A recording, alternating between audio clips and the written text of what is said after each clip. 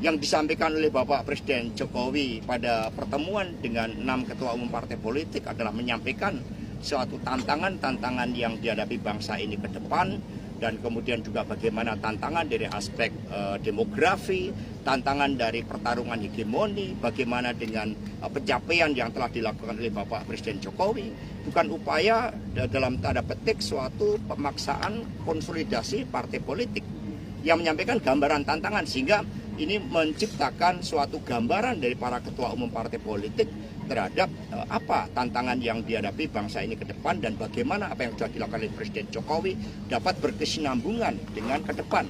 sehingga tidak ada suatu intervensi yang bertentangan dengan prinsip-prinsip demokrasi.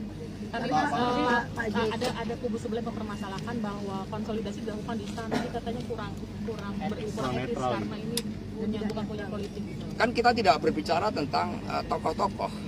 kita tidak berbicara tentang politik praktis, kita berbicara tentang kesinambungan kebijakan, di mana itu hal yang wajar seorang pemimpin berbicara tentang bagaimana kepemimpinan masa depan agar terjadi suatu kesinambungan terhadap suatu capaian-capaian pemerintah dan bagaimana mewujudkan visi ke depan, contohnya Indonesia sebagai poros maritim dunia. Sehingga dengan adanya suatu kesepahaman itu dapat dibangun suatu dialog antar pimpinan partai politik. Sehingga di situ tidak dikerucutkan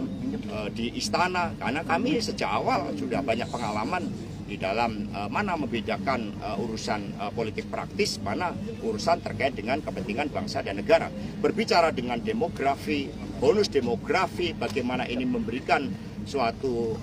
leverage dalam kemajuan Indonesia ke depan, itu kan merupakan suatu pembicaraan terkait dengan kepentingan bangsa dan negara. Berbicara dengan infrastruktur, misalnya pemindahan ibu kota, itu terkait dengan kepentingan bangsa dan negara. Tidak ada berbicara tentang orang per orang yang terkait dengan pemenangan pemilu 2024.